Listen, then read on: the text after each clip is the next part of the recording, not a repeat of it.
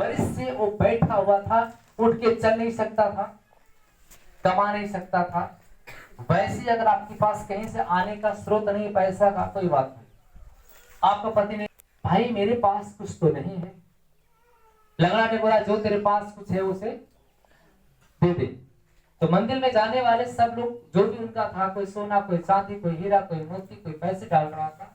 और पतरस से होना प्रार्थना करने जा रहे थे तीसरी बार, और वहीं पर 38 साल का एक लंगड़ा बैठा हुआ था।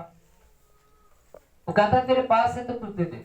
पतरस और यूहन्ना की तरह मुंह फेर के बोला कुछ है तो तेरे पास दे दे। पतरस ने कहा भाई मेरे पास न सोना न और न चांदी, लेकिन आज मैं तुझे एक चीज देना चाहता हूं। यीशु मसीह नासरी के नाम से उठ और चल। और तुरंत उठ के चलने लगा, दौड़ने लगा। हालेलुया। संगाई नहीं दिया, बल्कि वही यीशु नासरी जो आया था ख्रिस्त बन के, जो हमारे पिता परमेश्वर का सुसमाचार सुना रहा था, लेकिन लोगों ने विश्वास नहीं किया, बल्कि उसे दोषिया ठहरा कर क्रूस पे चढ़ा कर उसे जान से मार दिया। और वह अपने पिता के वचन के मुताबिक क्या उन्होंने पुनः मुर्दों में से जी उठा। मैं उसी के नाम से आदेश दिया हूँ। चलाने वाला कौन है? परमेश्वर, मैंने नहीं चला। Hallelujah, hallelujah. सब लोगों ने कहा पतरस ने चला दिया। पतरस कहता है मैं नहीं चलाया, बल्कि यीशु मसीह ने चलाया। मुझे क्यों देखते हो? वो यीशु ने चलाया। हालेलुया। लेकिन फिर भी पतरस के पास वो शक्ति थी, वो पावर था, किलो वजन उठाने का सामर्थ परमेश्वर ने दिया। इससे काम बता, अगर आपको आ रहा है के अंदर परमेश्वर की हेलिंग सामर्थ था, उसके द्वारा चल दिया। Hallelujah, hallelujah. वैसे भी परमेश्वर ने आपको आत्मा दिया। उसने क्या किया? अपना भूमि को बेच दिया, और बेचकर किसको दिया? पेट। हालेलुया। लेकिन उसी में से एक ऐसा व्यक्ति था जो हनन्ना सफीरा ने अपनी भूमि को बेचा, उसमें से कुछ पैसे चुराया, और चुराने की वजह से क्या हो गया? झूठ बोला पतरस के सामने, और उससे क्या हो गई? मृत्यु हो गई। Hallelujah, hallelujah. तो हमारे लिए पैसा प्यारा नहीं है, हमारे लिए क्या है? जिंदगी प्यारी, हमारे लिए प्रभु प्यारा है। हम क्यों झूठ बोले छोटी सी बातों के लिए? Hallelujah, hallelujah. वही सवाल पतरस ने कहा था हनन्ना सफीरा से, क्या तेरी भूमि थी उसका मालिक तू था, बिका था उसका मालिक तू था, धन दौलत जो पाया उसका मालिक तू था, लेकिन तुम पवित्र आत्मा से क्यों झूठ बोलते हो? सच क्यों नहीं बताते कि मेरी भूमि कितना में बिकी? लेकिन उसने कहा हाँ इतना ही बिकी, लेकिन वास्तव में झूठ बोला, और एक झूठ बोलने की वजह से क्या हो गया? मर गया।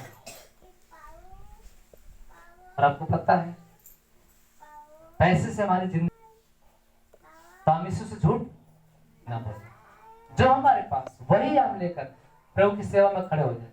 फिर परमेश्वर आपको ये नहीं कहेगा कि आप उसके पास अपनी भूमि का बिका हुआ मात्र 2 चांदी के सिक्के थे, जिसको बोलते हैं 2 दिनार। Hallelujah, hallelujah. सबको उसने देखा कि किस प्रकार लोग मंदिर में पैसे दान डाल रहे हैं। उसने वो विधवा जिसके पास कोई भी तख्त नहीं, उसका पति मर गया, शाम को खाती है तो सुबह सोचती है, सुबह खाती तो शाम सोचती अपने बच्चों के लिए कि मैं क्या करूं। फिर भी उसके पास जो बिका हुआ जो भूमि का उसके पास पैसा था, उसने लगा के जब मंदिर में दान डाला, तो लेने वाला जो था उसने कहा भाई तुम नहीं दे रही है। तो प्रभु ने कहा इसने सबसे बढ़ के दान किया। Hallelujah, hallelujah. प्रभु ने कहा इस विधवा ने सबसे बढ़ के दान किया है, क्योंकि धनी व्यक्ति तो अपने बढ़ती धन में से थोड़ा थोड़ा सा दिया है, लेकिन इसने अपनी घटी में से सबसे बढ़ के दान किया।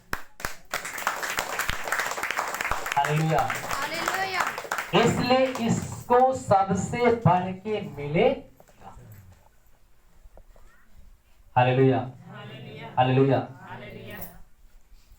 मेरे आपने गवाही सुना होगा कभी महीने में मैंने क्या, लेकिन वो विधवा ने अपनी पूरी जीविका को बेचकर पूरा दान कर दिया।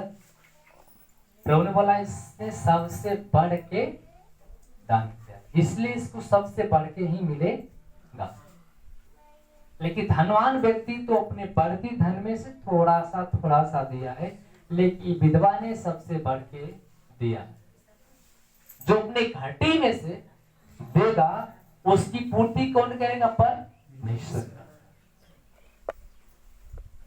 अगर हमारे पास नहीं भी है फिर भी अगर हम दान कर रहे हैं ना, तो परमेश्वर कहां से आपको दे देगा आप भी सोच नहीं सकते। मैंने आपको गवाही, बेटी की शादी करने में कुछ पैसे उनको कर्ज हो गया और इतनी कर्ज में वो डूब गए कि 1 लाख उसके ऊपर कर्ज था, और जिसका कर्ज था वो आके सुबह शाम डेली गाली देता था, कब देगी।